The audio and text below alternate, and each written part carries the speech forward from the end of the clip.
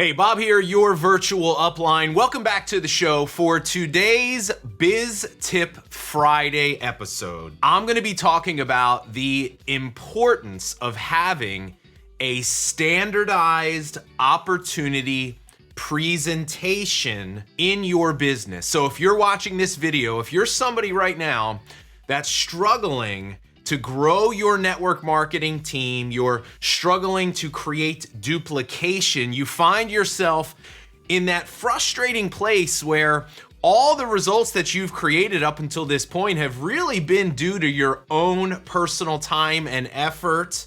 Like, you can recruit people, but for some reason, they're not able to duplicate the success that you've had. I can almost guarantee you it is because you are missing this in your business. See, a lack of clarity in the area. Here's the key question that I want you to ask yourself. How are you delivering the details of your business opportunity to interested prospects?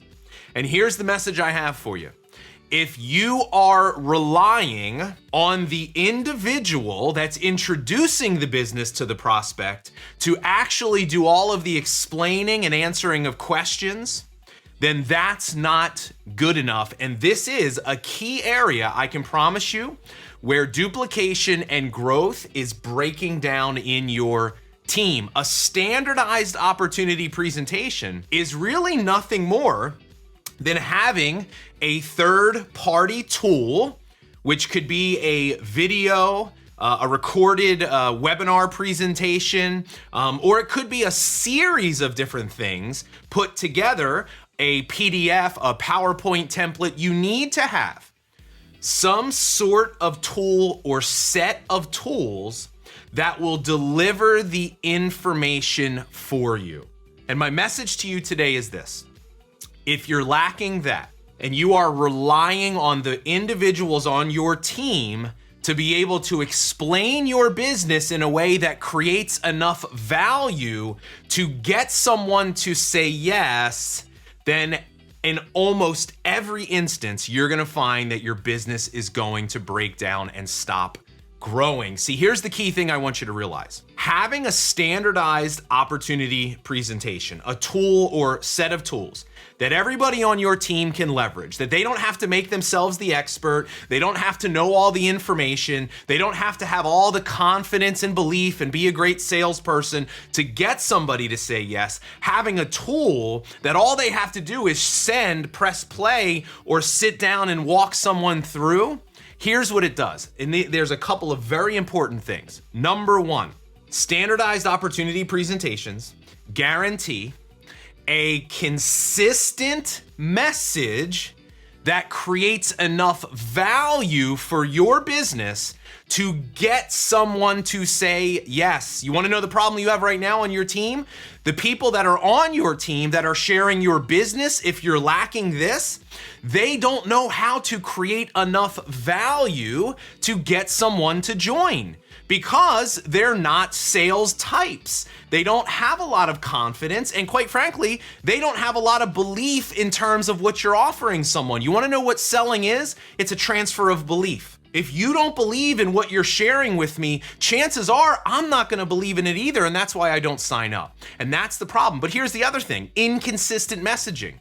If you don't have a standardized opportunity presentation, I could probably sit down in front of 10 different people on your team, have them make their best attempt at explaining what it is that you do, and literally think I'm listening to 10 different businesses. So hopefully you can begin to see the problem with not having one of these in your business. So today, I'd like to explain to you kind of what one of these might look like. I'm gonna give you some different examples, but I'm also gonna explain to you the mentality of why these are important. So listen, if you're actually watching this on YouTube, welcome to the channel. If you get any value out of today's video, do me a favor, just hit the like button. And if you're a brand new viewer, I would love it if you subscribe and follow this journey. But a lot of companies out there will have some sort of a PowerPoint. Ask other leaders in your company. Find out, does something like this exist already? Because it's important to understand that prospects don't care about you, they care about what you can do for them. One note on the length of the presentation, because I get this question a lot, 30 minutes to me should be the absolute most. Here's where I see people going wrong with using this, is they use that as the first exposure. And I'm telling you, that's not a first exposure. It's too much information.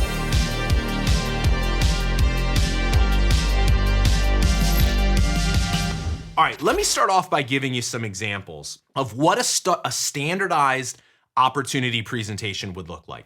So in every single company that I've ever been in, here's basically what we've always done. The company sometimes had one, sometimes didn't. But a lot of companies out there will have some sort of a PowerPoint or some sort of a slide deck. We had one company that I was in, it was just a PDF.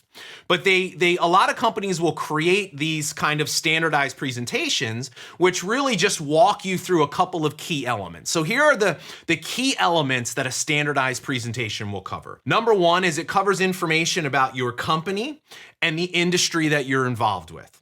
Number two, it covers information about your products or services and how those are unique or different. Number three, it talks a little bit about kind of the problems that you can help people solve through your products and business. So it's really more focused on talking about, like, if these things are missing in your life, that's usually integrated. So there's a kind of a flow of a story where it's more focused not just on here's who we are, here's how great we are, but it's really more like, hey, here's what we can do for you. Because it's important to understand that prospects don't care about you, they care about what you can do for them.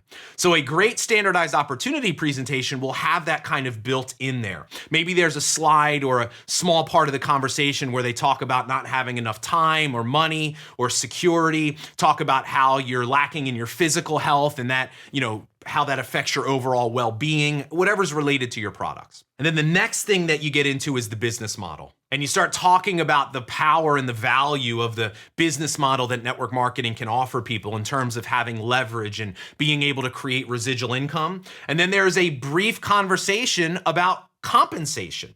Now, we're not getting into every single detail because, quite frankly, most people won't even remember that, but we're painting the picture of what's possible if somebody joins your business. You go over some of the basic ways that you can make money, acquiring and sharing personal customers. You show a couple of illustrations. You talk a little bit about the building of a team and create value around that. Show some of the long-term potential. Usually a standardized presentation will keep in mind, take into account there's different types of people that are going to look at your business. Some of them just want to make a little bit of extra money. They can't believe the big money. So if all you're talking about is the big money, you may lose them because they don't believe that's possible for them. So you give a couple of illustrations on the low end, but then also realize that there are some really good prospects that they're not interested in just a way to make some extra money. They want to find out, hey, how can I find an opportunity that will allow me to get paid what I'm worth? So you got to have some sort of a vision for, hey, here's what could be possible. And then usually if a company's creating these, and this is important,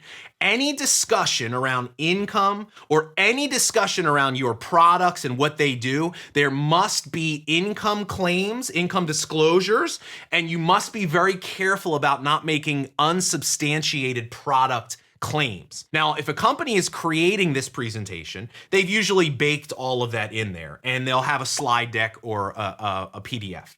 So here's what we used to do. We would take this tool and we would basically record ourselves a 30-minute presentation, screen sharing the slides, voice over, talking over it. We would record like a 30-minute presentation. We would host it on like a Vimeo or a Wistia. There's a lot of different, I think there's a website called Safe YouTube. See, the problem with YouTube is if you post that up on YouTube, then what's going to happen is all the other bad videos, people that don't like your company, they're going to get attached to it. And that's going to be a potential problem when you're sharing it with a prospect. But we would host that on some accessible site so that anybody on our team could simply just share a link and have somebody press play. And here's what it would do. It would guarantee consistent messaging that created enough value to get someone to say yes. And in my business, I went from literally struggling to ever be able to build a team that when we realized that this was something that was missing for us, that this is where it was breaking down, when we created something like this and we told our team and said, hey, just go out there and start using it, Here was the byproduct of that. People got so excited because now the average person who was lacking in the confidence and belief, that didn't have the skills to create that value to get someone to say yes, knew that they had something that would do it for them. So as a result, here's what I saw happen. Our team increased the amount of exposures, meaning all they were doing was just sending the video to people. And because we were getting it in front of more people, consistent messaging, creating value, more people started signing up. The people before that were looking at the business thinking, I can't do this. I can't have this elaborate conversation, answering questions and talking about your business because I'm not a salesperson. But they said, well, I can do that. I can leverage that video. I can press play. Yeah, so it became a much more simple process. So I want you to think about, do you have something in your company like that you can use? I was in a company once that didn't have it. And you want to know what we did? We created it. Now we worked with the company to make sure that we were compliant in terms of the rules that they had for income claims and product claims. But we created it. Now there's a couple of different ways you could go about this though. Your company may just have a series of videos that talk about product and company and compensation. Maybe you've created a couple of videos that do that. It doesn't have to be like a one-shot 30-minute, here's the thing from A to Z overview. You could piecemeal a couple of different things together. But my advice to you is this. As a leader, you must be clear on what these tools are, and you must make sure your team knows that they need to use them. So figure that out. And by the way, on the one note on the length of the presentation, because I get this question a lot, 30 minutes to me should be the absolute most. I've seen these recorded presentations that go like an hour. It's way too long. It's way too much information. You're not going to keep people's attention. And oh, by the way, at the end of that recorded presentation, you should have a simple conversation on how somebody can get started and the different options or packages that they can purchase to do so. That's important too, because I want to take that conversation out of the hands of a new person, because guess what? Most people on your team, they don't know how to sell the bigger packages of somebody getting started because they don't know how to create enough value. So incorporate that into your tool so that that's happening as a part of your prospecting system, okay? But now let's talk about that prospecting system. This is something that's lacking in most of your businesses. See, we all hear, and depending on who you ask, it takes a series of exposures for somebody to say yes. Anywhere from 4 to 7, I've heard. And all that basically means is an exposure is when somebody is exposed to your business in some way. It could be through trying a sample of a product. It could be through watching some sort of an initial third-party tool. It could be coming to a meeting. It could be listening to a call, getting on a training, getting in your Facebook group. It could be any of those things. So when we talk about this standardized presentation, here's where I see people going wrong with using this, is they use that as the first exposure. And I'm telling you, that's not a first exposure. It's too much information. So when we think about designing a process of exposures, right, we call it the exposure process. Think of it as the first step is just an initial short touch point. Share a short video, share a product sample. Just give somebody a sip of water to find out if they're thirsty or interested.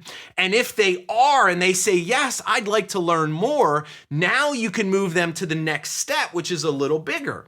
Now that next step for you might be a 3-way call, put them in your Facebook group, whatever. But at some point, here's what's going to happen. Somebody's going to want to they have questions about the business and how you make money. That's the step where you insert the standardized opportunity presentation right there. It could be the second step, could be the third step, but it's going to be towards the front of your exposure process. And I'm telling you, if you do this, you are going to be blown away by the results that you start to see just by taking that conversation out of the hands of that new person. Now, let me handle one additional thing before we go here. So what if there's nothing for you to use? Well, my advice is this. Ask other leaders in your company. Find out, does something like this exist already? Because I'll tell you, if there's something that's out there that people are using that's working, then it's always easier to just use something that's working than try to reinvent the wheel. But let's just say nothing's out there. So you're in a company that has no tools, there's no videos, there's no PowerPoint from the company, like you're literally just starting from scratch. So here are a couple of different suggestions. Number one, Can you create a PowerPoint that just goes over some of these basic things? That might be an option for you. But number two, and this is to me, I mean, this is less than ideal, but it's better than nothing. Here's what I would do is, can you sit in front of a video and basically talk me through how your business works in 10 to 15 minutes, right? Like that, like worst case scenario. Like if I said to you, okay, you have 10 to 15 minutes right now to sit down and get me interested in what you do, what would you say and do? What would you show me? What would you say? What stories would you tell? What key points would you hit on? See, as a leader, I bet you could do that with your eyes closed. Like, you know, if you get in front of somebody, they're gonna say yes because you're just that good. But the problem is everybody else isn't you. So here's the secret. Just record yourself being you, creating value. Maybe you have a couple of the products you share and talk a little bit about that. Maybe you tell your story. Maybe you go over a couple of visuals with compensation. Just record yourself doing what you know you do that can work. Put that on somewhere so your team can use it and leverage you. You become the standardized opportunity presentation. Now, this is less than ideal, but it is better than having nothing. So that's my question to you today. How are you communicating, right? Those of you that are leading with the product, at some point, you want your people to have that business conversation. How are you teaching them to do that? Are you automating that conversation? Is there a consistent message that creates value? And I bet you if you do an audit of your business and there isn't that, that's the reason why your team isn't growing. So that's my message to you today, the importance of having that in your business. I hope you got some value out of today's video. Hey, do me a favor, if you're watching on YouTube, share this with somebody that you think it could help. And if you did get something out of it, let me know. Leave me a comment, reach out to me. Let me know any questions that you have about today's message. So as always, thanks. I love you and appreciate you for being here. I'll see you soon on the next episode. Take care.